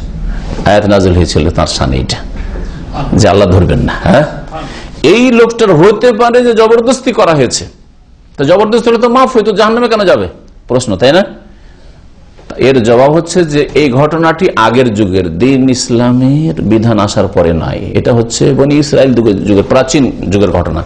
তখনকার যুগে তাদের ধর্মে, যেমন ইহুদি ধর্মে মুসা আলাইহিস সালাম নিয়ে আসা দিনে কঠোরতা খুব বেশি ছিল, কঠোরতা ছিল। আর ঈসা আলাইহিস সালাম নিয়ে আসা দিন যে খ্রিস্টানদের, এতে শিথিলতা বেশি আছে, অবাধ ছাড়, অনেক ছাড়, ডিসকাউন্ট খুব, আর ওতে খুব কঠোরতা ছিল। তো কঠোরতার বিধান এইটাও ছিল হয়তো যে তোমার যদি জানও চলে যায় তবু শিরক করতে পারবে না। তো এই লোকটি যেহেতু একটা শিরক করেই দিল, একটা মাছি পেশ করেই দিল দেবদেবীর সামনে, সেই জন্য জাহান্নামে গেছে। ওয়াকারুল আখার, আর ওরা ওই কাফের মুশরিকগুলো বলেছিল, দ্বিতীয় ব্যক্তি কাররেব, তুমি কিছু উৎসর্গ করো। ফাকালু বলেছে মা কুনতু লিউকাররিবা লিআহাদিন শাইয়ান মিন দুনাল্লাহ, আমি আল্লাহ ছাড়া অন্যের জন্য কোনো কিছুই উৎসর্গ করতে পারি না, করতেই পারি না আমি আল্লাহ আজ্জা ওয়া জাল ছাড়া। ফাদারাবু অনুকাহ, তখন তারা গর্দন উড়িয়ে দিয়েছিল, মানে জবাই করে দিয়েছিল। ফাদাখাল আল জান্নাহ, তখন এই লোকটি জান্নাতে গিয়েছে, কারণ আল্লাহ রাস্তায় সে তার তাওহীদের হেফাজতের জন্য শহীদ হয়েছে। তো এই তো নিরুপায় অবস্থায় ছিল, এর জন্য জায়েজ ছিল কি ছিল না? তো এই ক্ষেত্রে ওইটাই বলবেন যে হয় তাদের ধর্মে জায়েজ ছিল না, যে তুমি জান যাক আর যাক, কিন্তু তোমার শিরক করা চলবে না, শিরক করলে জাহান্নামে যেতে হবে, এরকম কঠোরতা ছিল। আর না হইলে যদি দিন ইসলামের মতোই ছাড় থেকে থাকে, তাহলে এই লোক কিসের আমল করেছে? ইসলামের দুটো বিধান আছে, একটা ছাড়ের বিধান, একটা হচ্ছে আজিমা আর একটা রুখসা। আজিমা আর রুখসা। আজিমা মানে হচ্ছে যে ইসলামের যেটা আসল বিধান তার উপর মজবুত থাকা, আমি ওর উপর অটল থাকবো। আর একটা হচ্ছে রুখসা, মানে ছাড়। ছাড় বুঝতে পারছেন না? তো ছাড়ের উপর আমল করা জায়েজ আছে, কিন্তু আজিমাটা ভালো। এর উদাহরণে যেমন 2 ওয়াক্ত জমা করা মুসাফিরের জন্য, বা বৃষ্টির জন্য 2 ওয়াক্ত জমা করা, খুব বৃষ্টি হচ্ছে বা সফরে আছেন, জোহর আসর একসাথে পড়ে নেওয়া, মাগরিব এশা একসাথে পড়ে নেওয়া, এটা কি? এটা ছাড়, রুখসা, ছাড়। আপনি বললেন আমি না, আমার নিজের পার্সোনাল গাড়ি, আমি মাগরিব এশা একসাথে কেন পড়বো, ও জোহর আসর একসাথে কেন পড়বো? আলহামদুলিল্লাহ, আমি পেট্রোল নেওয়ার জন্য থামছি, আমি নাস্তা পানি চায়ের জন্য থামছি, আর নামাজের জন্য থামতে পারবো না? আমি আল্লাহ নামাজ পড়বো। তাহলে এটা আপনি আজিমাতের আমল করলেন, যে না 5 ওয়াক্ত 5 বার পড়বো, আমি 5 বার মসজিদে যাব। বুঝতে পারছেন না? তো এটা বেশি ভালো, বেশি ভালো। এইরকমই রোজা সফরে, নর্মাল সফর যদি থাকে, মক্কা গিয়েছেন, সাহারি পাচ্ছেন, ইফতারি পাচ্ছেন, সফর, রোজা ছাড়া জায়েজ না জায়েজ নাই? জায়েজ, কারণ সফরে থাকলেই জায়েজ। কিন্তু আমি সফরে সাহারি পাচ্ছি, ইফতারি পাচ্ছি, পানি পাচ্ছি, অসুবিধা নাই, আমি হোটেলে আছি বাড়ির মতোই, রোজা রাখবো। তো রোজা রাখাটা হচ্ছে আজিমাত। আর রোজা ছেড়ে যদি কেউ দেয়, তাহলে এটা রুখসা, ছাড়, ছাড় আমল করলো। আমি দূর থেকে হেঁটে হেঁটে আসি হারামে নামাজ পড়ার জন্য, আর তারপরে এই সাফা মারা সাই করবো, তো অফ করবো, তো ক্লান্তি হতে পারে, বা নাই হোক সফরে আমি ছাড়বো, জায়েজ আছে, জায়েজ আছে, রুখসাতের আমল করতে। এই লোক যদিও তাদের ধর্মে ছাড় থেকে থাকে, সে ছাড়ের আমল করে না, আমি না, জান চলে যাক, আমি শিরক করবো না। আমি আল্লাহ পাক তার শাহাদাত কবুল করেছেন, তাকে জান্নাত দিয়েছেন। এই হাদিসটি ইমাম আহমদ বর্ণনা করেছেন। ইমাম আহমদ বর্ণনা করেছেন, কোন কিতাবে বলা হয়নি। সাধারণভাবে বললে মানুষ ভাববে যে ইমাম আহমদের প্রসিদ্ধ কিতাব মুসনাদ আহমদ, যাতে 30,000 হাদিস রয়েছে। না, মুসনাদ আহমদ এই হাদিস নেই। হয়তো লেখক রহমতুল্লাহ আলাই অন্যর থেকে নকল করেছেন, আর আসলে ভাষ্যকারগণ লিখেছেন যে তিনি ইবনুল কাইম রহমতুল্লাহ নকল করেছেন। ইবনুল কাইম রাহু আহমদ বর্ণনা করেছেন, উনি আহমদ বর্ণনা করেছেন বলে রেখে দিয়েছেন। তাহলে এটা অন্ধভাবে কাউকে অনুসরণ করলে অনেক সময় এরকম ভুল হয়ে যায়। আমি বক্তব্যে একরকম বললাম, হয়তো আমি একটু হাদিসটা মুসলিমে আছে, বুখারী বলে দিয়েছি, আর আপনি ওইটা আর দেখলেন না, আমি বলেছি, আমার মতো করে বলে দিলেন। আমার ভুলের কারণে আপনারও ভুল হয়ে গেল। তাকলিদ করলে, যেন তাকলিদ, অন্ধ অনুকরণটা বিপজ্জনক। ফতোয়া মাসলা মাসাইলে এই জন্য তাকলিদ, অন্ধ অনুকরণ, যদি চোখ থাকে, বুঝতে পারেন, কোরআন হাদিস বুঝতে পারছেন, কেন অন্ধ অনুকরণ করবেন? হতে পারে যে রহমদ জেনেছেন, রহমদ বলেছেন, কিন্তু ওইটা বলা হয়নি যে কোন কিতাবে আছে। ইমাম আহমদের আরেকটি কিতাব রয়েছে, কিতাবুজ জুহদ। কিতাবুজ জুহদে এই হাদিসটা আছে। হাদিসটা সহি আর না জয়ীফ। একদল বলছেন যে হাদিস সহি রাসূলুল্লাহ সাল্লাল্লাহু আলাইহি ওয়াসাল্লাম থেকে, কারণ তারিক বিন শিহাব সাহাবী, কিন্তু ছোট সাহাবী। নবী করিম সাল্লাল্লাহু আলাইহি ওয়াসাল্লামের সাথে একেবারে তিনি যখন বাল্য জীবনে ছিলেন তখন দেখেছেন নবীকে শুধু। হাফেজ বিন হাজার রহমতুল্লাহ তার সম্পর্কে বলছেন লাহু সোহবা, নবী সাল্লাল্লাহু আলাইহি ওয়াসাল্লামের সংসর্গ পেয়েছেন, সাথী হয়েছেন, কিন্তু নবী সাল্লাল্লাহু আলাইহি ওয়াসাল্লাম থেকে কোন একটা হাদিস শুনেছেন কিনা তা জানান নেই। এতে ইখতিলাফ রয়েছে, কেউ বলছে শুনেছেন, কেউ শুনেনি। এই জন্য তিনি শোনার কথা কিন্তু বলেননি, তিনি বলেছেন যে রাসূলুল্লাহ বলেছেন, বলেননি কথা যে আমাকে বলেছেন। যেমন আলী রাদিয়াল্লাহু আনহু বললেন আমি শুনেছি, তাহলে মিথ্যা হইতো, তাই না? আপনি যদি আমার দার্সে না হাজির হন আর কারো মাধ্যমে শুনেছেন একটা কথা, আর যদি বলেন শেখ বলেছেন, তো মিথ্যা হলো কি? মিথ্যা হলো না। কিন্তু আলোচনাতে হাজির হননি, আলোচনা ইন্টারনেটে শোনেননি, কারো মুখে শুনে আর বলছে আমি শেখের কাছ থেকে শুনেছি, কথাটা মিথ্যা হবে না? হবে না? আপনাকে তাহলে বলতে হবে যে আমি শেখের কথাটা অমুকের মাধ্যমে শুনেছি, ঠিক না? তো তারেক বিন সাহেব এই কথা বলেন যে আমি রাসূলুল্লাহ শুনেছি বা আমাকে তিনি বলেছেন, তিনি বলছেন রাসূলুল্লাহ বলেছেন, হতে পারে মাঝখানে মাধ্যম আছে, আর মাঝখানে একজন মাধ্যম অবশ্যই আছে, তিনি হচ্ছেন সালমান ফারসি রাদিয়াল্লাহু তাআলা। ভালো করে শুনে রাখেন, অন্য হাদিস দ্বারা প্রমাণিত যে তারেক বিন শিহাব ছোট সাহাবী, রাসূলুল্লাহ সাল্লাল্লাহু আলাইহি ওয়াসাল্লাম থেকে তার শোনার প্রমাণ যেহেতু নেই, তিনি প্রখ্যাত সাহাবী সালমান ফারসির কাছ থেকে তিনি শুনেছেন হাদিসটা। সালমান ফারসি রাদিয়াল্লাহু তাআলা বর্ণনা করেছেন হাদিসটা মারফু, মানে নবী সাল্লাল্লাহু আলাইহি ওয়াসাল্লাম পর্যন্ত পৌঁছেছেন কিনা এতে দ্বিমত রয়েছে। সহিহ হচ্ছে যে এটা হাদিস মওকুফ। আল্লামা নাসির আলবানী রাহমাতুল্লাহ আলাইহি হাদিস সম্পর্কে বলছেন ফাল হাদিসু সহিহুন মওকুফান, হাদিসটা সহিহ যদি মওকুফ বলা যায়। মওকুফ মানে কাতে মওকুফ আলা সালমান আল ফারসি রাদিয়াল্লাহু আনহু, সালমান ফারসি পর্যন্ত পৌঁছেছে। মওকুফ কাকে বলা হয়? সাহাবীর কথা অথবা কাজকে। সাহাবী সালমান ফারসি রাদিয়াল্লাহু তাআলা এই ঘটনা বর্ণনা করেছে, রাসূলুল্লাহ সাল্লাল্লাহু আলাইহি ওয়াসাল্লাম বর্ণনা করেননি। রাসূলুল্লাহ সাল্লাল্লাহু আলাইহি ওয়াসাল্লাম জীবদ্দশায় হতে পারে, পরেও হতে পারে, পরে হয়তো সম্ভাবনা বেশি। ইল্লা আন্নাহু ইয়াযহারু লি, তবে বলছেন শেখ নাসিরুদ্দিন আলবানী রাহমাতুল্লাহ আলাইহি যে এটা সালমান ফারসি রাদিয়াল্লাহু তাআলা আনহু সম্ভবত রাসূলুল্লাহ সাল্লাল্লাহু আলাইহি ওয়াসাল্লাম থেকে শুনেননি, এটা শুনেছেন তিনি ইসরাইলি বর্ণনা, মানে ইহুদি খ্রিস্টানদের কিতাবের বাইবেলের বর্ণনা, যা তিনি আল্লাতী কানা তালাক্কাহা আন আসিয়াদিহি, তার মনিবদের কাছ থেকে হয়তো তিনি হাসিল করেছিলেন হিনামা কানা নাসরানিয়ান, যখন মাঝখানে তিনি খ্রিস্টান হয়েছিলেন। সালমান ফারসির জীবনী খুব আশ্চর্যজনক জীবনী রয়েছে, আর বড়ই কষ্টদায়ক রয়েছে, যে ইসলামের জন্য কত যে কষ্ট করেছেন। পারস্য দেশ থেকে বেরিয়ে গেলেন, বাবা বড়ই সুখী জীবনযাপন করে, বাবার ঘর থেকে এত সুখের জীবন ছেড়ে পালিয়ে আসলেন। আসার পরে ইসলাম এই অগ্নি পূজা যেহেতু শিরক কুফরি, না আমি ভালো কোনো ধর্ম তলাশ করি। আসলেন শাম দেশে, তো ওইখানে লোকেরা ওকে যাই হোক বড় লম্বা কিস্সা আসলো, কত লুকিয়ে চুরিয়ে বাপ কত তলাশ করে আসলো, তো ওকে ধরে নিল জবরদস্তি রাস্তায়, আর ধরে নিয়ে তাকে গোলাম বানিয়ে নিল, মার্কেটে নিয়ে এসে আরবদের কাছে বিক্রি করে দিল। বিক্রি হলো, বিক্রি হওয়ার পরে এখানে মক্কায় পৌঁছল। কয়েক বিক্রির পর ওই যে প্রথম খ্রিস্টান মালিক ছিল, তারপরে বিক্রি করেছে ওকে, বিক্রি হয়ে আরবদের কাছে এসছে, মুশরিকদের কাছে এসছে। এই বিক্রি হয়েছে মক্কায়, তারপরে মদিনায় রাসূলুল্লাহ সাল্লাল্লাহু আলাইহি ওয়াসাল্লামের দাওয়াত পেলেন, ইসলাম কবুল করলেন এই সালমান ফারসি। এই সালমান ফারসি রাদিয়াল্লাহু তাআলা আনহু তার যে এই যে মাঝখানে মনিব হয়ে গেছিল, বড়ই সুখী লোক, সুখীর ছেলে, ধনীর ছেলে, আর বড়ই ধর্মযাজক ছিল তার বাপ, এদের অগ্নিপূজকদের মজুসদের, আর সে মধ্যখানে গোলাম কৃতদাস হয়ে গেছিল। ওই সময় হয়তো এই ঘটনাটি শুনেছে যে এক লোক এই কারণে একটা মাছির কারণে জান্নাতে গেছে, এক লোক একটা মাছির কারণে জাহান্নামে গেছে। এটা নাসিরুদ্দিন আলবানী রাহমাতুল্লাহ বলছেন, এটা সিলসিলা যায়িফা আর হাদিস নম্বর 5829, আর খণ্ড হচ্ছে 12তম খণ্ড, দ্বাদশ খণ্ড, 721 পৃষ্ঠায় এই কথাটি রয়েছে। অনেকে বলেছেন যে হাদিসটা আরো কয়েক সূত্র থেকে যেহেতু এসছে, সেই জন্য হাদিসটা সহি বা হাসান হতে পারে, আল্লাহু আ'লাম। ফাসাহাবে যালিকা সানাদুহু, সুতরাং হাদিসের সনদ সহি নবী সাল্লাল্লাহু আলাইহি ওয়াসাল্লাম পর্যন্ত হতে পারে আর কি। এই ছিল হাদিস, হাদিসের আলোচনা হয়ে গেছে। এখন দু চারটি কথা বলবো, আমাদের সময়ও শেষ হতে যাচ্ছে। জবাই কয়েক প্রকারের। একরকম জবাই হচ্ছে জবহ আদা, অভ্যাসগত জবাই।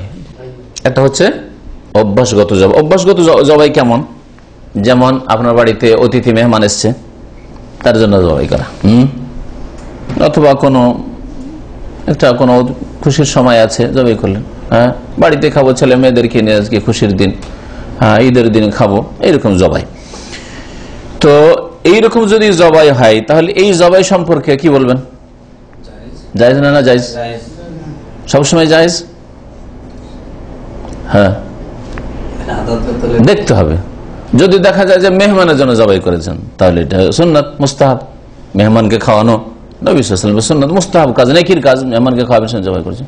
ছেলে মেয়েকে খাওয়াবেন না, নিজে খাবেন, নিজে খাওয়ার জন্য জবাই করেছেন, তাহলে জায়েজ। হ্যাঁ জায়েজ। যদি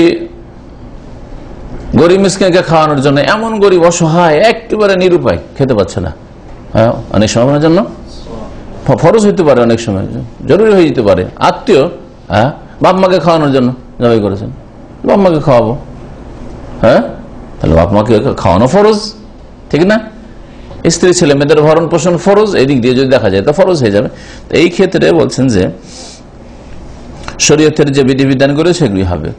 এই খাওয়াতে যদি কোনো আপত্তিকর বিষয় থাকে, হয়তো জবাইটা তো ঠিক ছিল, কিন্তু জবাই করে খাওয়া দাওয়ার নিয়ম বিদাতি কিছু নিয়ম হইল বা কিছু হারাম কাজ হইল, হ্যাঁ, তাহলে হ্যাঁ, ছেলে মেয়ে একাকার হয়ে খাওয়া দাওয়া করলো। হ্যাঁ, যেমন আজকালকার দুনিয়াদারদের পার্টিগুলিতে হচ্ছে যে একসাথে মহিলারাও খাবার নিচ্ছে আর পুরুষরাও খাবার নিচ্ছে, আর ঘুরে ঘুরে যেখানে বসলো না দাঁড়িয়ে খাচ্ছে ইহুদি নাসারাদের মতো পশ্চিমা তরিকায়। হ্যাঁ, তাহলে হারাম হয়ে যাবে। এক কথায় অভ্যাসগত জবাই সাধারণত যদি হারামের কারণ থেকে বা আপত্তিকর কোনো কারণ থেকে মুক্ত থাকে তাহলে সাধারণভাবে জায়েজ, অথবা নেকির আশা থাকে তো নেকি, অনেক জরুরি হয় তাহলে ওয়াজিব ফরজ হবে। আর একটা হচ্ছে ইবাদতের জবাই, জবাই ইবাদা, ইবাদতের জবাই। ইবাদতের জবাই একটা হচ্ছে যে আল্লাহর নৈকট্য লাভের জন্য জবাই করা হয়, যেমন হাজিদের কুরবানি, হাদি, বাড়ির কুরবানি, আকিকা, এগুলি। তো এগুলি কি? এগুলি হচ্ছে ইবাদত, ইবাদত এবং নেকির কাজ। ওয়াজিব হইলে ওয়াজিব, আর সুন্নতে মুআক্কাদা হলে সুন্নতে মুআক্কাদা, যেমন আকিকা সুন্নতে মুআক্কাদা, আপনার কুরবানি সুন্নতে মুআক্কাদা। কিন্তু হাজির জন্য হজের তামাত্তু আর কিরান করলে ওয়াজিব। হ্যাঁ, জি হ্যাঁ। আর এক রকম জবাই হচ্ছে ইবাদতেরই জবাই, কিন্তু আল্লাহর জন্য না করে আল্লাহ ছাড়া অন্যের জন্য জবাই করা, যেমন কবরের মাজারে জবাই করা, জিনের জন্য জবাই করা, হ্যাঁ, এই জবাই করা। তাহলে এটা কি হবে? ও শিরকুন আকবার, এটা বড় শিরক। আর এই অধ্যায়ে এই বিষয়টাই বোঝানো হয়েছে। এই অধ্যায়টা নিয়ে আসা হয়েছে এই জন্য যে আল্লাহ ছাড়া অন্যের জন্য এমন জবাই করবেন না, হ্যাঁ, যে জবাইটা শিরক হয়। জি হ্যাঁ। আর একটা জবাই হচ্ছে বিদাতি জবাই। হ্যাঁ, আর একটা জবাই হচ্ছে বিদাতি জবাই, যেমন কারো জন্ম উপলক্ষে জবাই, ঈদে 12 রবিউল আউয়াল, নবীর ঈদ মিলাদুন নবীর দিনে জবাই, হ্যাঁ, এই উপলক্ষে জবাই, খাবো দাবো, আজকে আমোদ ফুর্তি করবো। অথবা আমার স্ত্রীর জন্মদিন, হ্যাঁ, আমার নেতা, হ্যাঁ, শেখ সাহেবের জন্মদিন, হ্যাঁ, অর্থাৎ আমাদের দলের, আর এক দল বলছে আমাদের দলের যে নেতা ওনার জন্মদিন, হ্যাঁ, এই দিনে জবাই। তো এইরকম জবাইগুলি যদি হয় আল্লাহর নামে হয়, আল্লাহর সন্তুষ্টির জন্য হলো, কিন্তু উপলক্ষ কি? যে কারো জন্মদিন উপলক্ষে, অথবা কোন ব্যক্তি শাসন ক্ষমতা এসছে, হ্যাঁ, আজকে আমাদের দল ইলেকশনে জিতে আজকে তারা ক্ষমতা গ্রহণ করেছে, ক্ষমতা এসছে তাদের হাতে, সেজন্য জবাই, এরকম জবাই। হ্যাঁ, অথবা কবরের কাছে জবাই, কিন্তু আল্লাহর জন্য, যেটা এর আগে একটু বলেছি, কবরের কাছে জবাই করলেন, সামনের অধ্যায়টা এই বিষয়ে আসবে, কবরের কাছে জবাই করলেন, মাজারের কাছে, হ্যাঁ, অথবা হিন্দুদের মেলা ঠেলা যেখানে হয় ওইখানে জবাই করলেন, কিন্তু আল্লাহর নামে জবাই করলেন, আল্লাহর জন্য জবাই করলেন, আর ওইখানে গরিব মিসকিনগুলোকে খাওয়াবো, দূর দূরান্ত থেকে লোকেরা, অতিথি সব এসছে, তো ওদেরকে খাওয়াবো। হ্যাঁ, শাহজালালিকে জবাই করে, 18 জবাই করেন, মাঝবানিতে জবাই করলেন, আল্লাহর জন্য জবাই করলাম, কিন্তু বিভিন্ন জায়গা থেকে, কোথাও গোটা বাংলাদেশের বাইরে থেকে হয়তো লোকেরা এসছে, ওদেরকে খাওয়াবো সেই জন্য। এইরকম বিদাতি কোন ইজতেমা হচ্ছে, বিদাতি ইজতেমা, কোরআন সুন্নাহর জন্য ইজতেমা না, বিদাতি ইজতেমা, আর ওইখানকার লোক, বিভিন্ন দেশ থেকে লোকেরা এসছে, সুতরাং ওখানে খাওয়াবো, ওখানে জবাই করলাম, এইরকম জবাইগুলি, এগুলো জবাইকে কি বলবেন? ভাষ্যকার বলছেন যে এই জবাইগুলি হচ্ছে ফাহাজা মুহাররাম, হারাম লেকাউনি আলা খিলাফিস শারা, কারণ এগুলো শরীয়ত বিরোধী জবাই। কারো জন্ম উপলক্ষে, কারো শাসন ক্ষমতা পাওয়া উপলক্ষে, অমুক আজকে রাজা হইল, হ্যাঁ, সেই জন্য, অমুক আজকে রাষ্ট্রপতি হইল সেই জন্য, অমুক আজকে এমপি হয়েছে সেই জন্য, অমুক মন্ত্রিত্ব পেয়েছে সেই জন্য, সমস্ত জবাই। আর এইরকমই কবর কাছে জবাই করা আল্লাহর সন্তুষ্টির জন্য, আর গরিব মিসকিনকে খাওয়াবো, এগুলো হচ্ছে হারাম জবাই, কারণ এগুলো শরীয়ত বিরোধী জবাই। ওয়াদারিয়াতুন ইলা শিরক, আর শিরকের চোরাপথ। এইভাবে শাসকের পূজা শুরু হয়, হ্যাঁ, এইভাবে শাসকের পূজা শুরু হয়। আর জানেন আপনার মোগল আমলে রাজা বাদশাদের সেজদা হইতো, হ্যাঁ, শাহজাহানের দরবারে, জাহাঙ্গীরের দরবারে, আকবরের দরবারে সেজদা তাজিম এগুলো হইতো, যেটা শুধু বাদশাহ আলমগীর, অরঙ্গজেব বাদশাহ ভালোবাসা যে তার জামানায় শুধু ছিল না, উঠিয়ে দেওয়া হয়েছিল, না হলে এই শিরকি কুফরি চলছিল। কিন্তু সংজ্ঞা, বড় শিরকের সংজ্ঞা হচ্ছে যে ইবাদতের যতগুলি ধরন প্রকরণ হইতে পারে তার কোন একটা অথবা একাধিক আল্লাহ ছাড়া অন্যকে দেওয়া। যতগুলি ইবাদত আছে সবগুলি ইবাদত আল্লাহ ছাড়া অন্যকে দিলেন না, একটা বা দুটা বা তিনটা ইবাদত আল্লাহ ছাড়া অন্যকে দিলেন।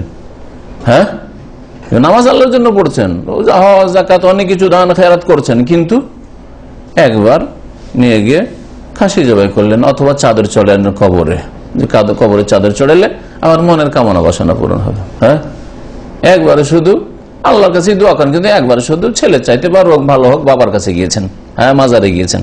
তাহলে এই যে দোয়া করা, চাওয়া, ডাকা, অসাধারণ ক্ষমতার মালিক আল্লাহ, আপনি মৃতকে বা আল্লাহ ছাড়া অন্য কাউকে দিয়ে দিলেন, সেজন্য বড় শিরক করলেন। ছোট শিরকের সংজ্ঞা কি? ছোট শিরক, ছোট শিরক সম্পর্কে কেউ কেউ বলে কুল্লু ওয়াসিলাতিন আও যারিয়া তুসিল ইলা শিরকিল আকবার, এমন কোন কাজ যেই কাজগুলি বড় শিরক পর্যন্ত পৌঁছায়, সে মনের ইচ্ছা হোক অথবা কথা হোক অথবা কাজ হোক, এমন কথা কাজ যেগুলি বড় শিরক পর্যন্ত পৌঁছায়। বড় শিরক না কিন্তু বড় শিরক পর্যন্ত পৌঁছায়।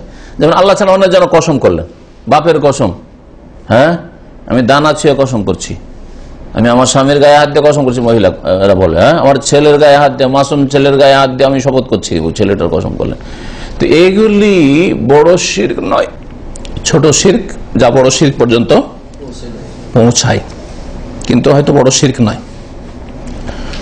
অথবা বলা হয়েছে যে যেগুলিকে কোরআন হাদিসের শিরক বলা হয়েছে কিন্তু সেটা বড় শিরক পর্যন্ত পৌঁছায় না, মানে আল্লাহ ছাড়া অন্যের ইবাদত হয় না কিন্তু সেগুলিকে শিরক বলা হয়েছে। যেমন আল্লাহ ছাড়া অন্যের কসম, আল্লাহকে মানেন আপনি, বাপকে আল্লাহর মতো মনে করেন না, কিন্তু বাপের কসম, মায়ের কসম, ছেলের কসম করছেন, এই কসমটা ধীরে ধীরে বড় শিরক পর্যন্ত পৌঁছাইতে পারে। অথবা এইটা ইবাদত না হলো, বাপের পূজা করলেন না, ছেলের পূজা করলেন না, স্বামীর পূজা করলেন না, কিন্তু কি করলেন আপনি, এমন কাজ করলেন যেটাকে হাদিসে বলা হয়েছে শিরক, মান হালাফা বিগাইরিল্লাহ, আল্লাহ ছাড়া অন্যের কেউ যদি হলফ করে, কসম করে, তাহলে কি করলাম, শিরক করলাম।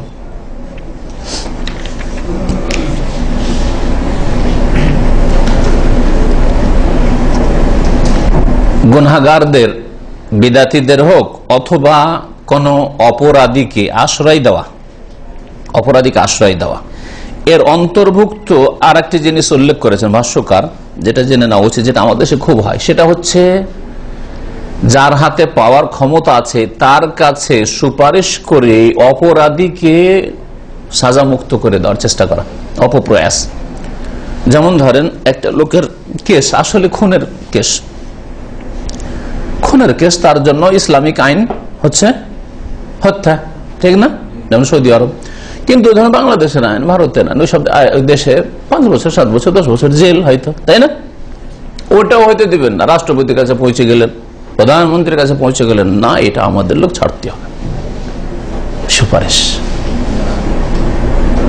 ছাড়তে হবে একেবারে, 2-4-6 মাস থেকে বেরিয়ে চলে আসো, আর কিছুই হলো না, ওর ফাইল কোথায় যে গেল শেষ, বুঝছেন না? তাহলে এটা কি লানতের কাজ, আল্লাহ লানত হবে। তাহলে এইরকম অবৈধ সুপারিশ করা, অবৈধ সুপারিশ করা, এইরকমই কোন অপরাধী ধরা পড়েছে পুলিশ স্টেশনে, আর পুলিশ স্টেশনে আপনার পরিচিত ক্যাপ্টেনের সাথে পরিচয় আছে, আপনি গেলেন, যাওয়ার পরে বললেন ছেড়ে দেন, এটা একটা টেলিফোন দিল, ছেড়ে দিল, হ্যাঁ লানত, লানত হয়, লানত হয়। পার্টির লোকের এগুলি করে আমাদের দেশে, আমাদের লোক থানার ওসিকে বলছে, আমাদের লোক এক্ষুনি ছেড়ে দেন, হয়ে গেল, বুঝছেন না? তাহলে যেই ব্যক্তি অপরাধীকে ছাড়াবার জন্য, সাজামুক্ত করার জন্য চালালো, কোন রকম সুপারিশ করলো বা বল প্রয়োগ করলো, চেষ্টা করলো, সে তার উপরে লানত হবে, কারণ এই অপরাধীকে যেন আশ্রয় দিল। হ্যাঁ, এক নম্বরে যে বলা হয়েছে, এটা এক ধরনের শরীয়তি বিধান কায়েম হইতে দিল না, তোর হাত কাটা হাত কাটতে দিল না, কেসাস হবে কেসাস হইতে দিল না, হত্যার বদল হইতে দিল না, ইত্যাদি ইত্যাদি। অথবা একজন অপরাধ করেছে আর তার বিরোধী বাদী আর আসামি, তাই না? তো বাদী আর আসামি মাঝখানে, দুজনের মাঝখানে গিয়ে ঢুকে গেল, আর ঢোকার পরে এই প্রতিশোধ না চলুন না, মাফ করে দাও, জবরদস্তি করে ওকে, ও আপনার ভয়ে ও ছেড়ে দিতে বাধ্য, না হলে হয়তো ক্ষমা করতো না, এটাও তার মধ্যে পড়বে। তারপরে বলছেন 3 নম্বর, নুসরাতুল মুবতাদি আবিল বিদাহ, বেদাতির সাহায্য করা বা বেদাতের সাহায্য করা, সমর্থন দিয়ে। আপনার মসজিদে বেদাত হচ্ছে, আপনি বেদাতিকে আশ্রয় দিচ্ছেন, সমর্থন করছেন। ওয়াদমা ইনকারিহা, আর আপনি কোনো আপত্তি করছেন না। বেদাত মিলাদ হচ্ছে, ধরেন বেদাতি কাজ হচ্ছে, আর আপনি পারবেন আসলে বল প্রয়োগ করতে বা এখানে অন্যায় বাধা দিতে, কিন্তু তা করছেন না, তাহলে এটাও আপনার কি করা হলো? হ্যাঁ, বিদাতিকে আশ্রয় দেওয়া হলো। এই মহরমের সময় আমাদের আহলে সুন্নাত ওয়াল জামাত বাংলাদেশ, ভারতে অধিকাংশ সুন্নি গ্রামে তাজিয়া নিয়ে লাঠি খেলতে আর ওই সব করতে যায় না।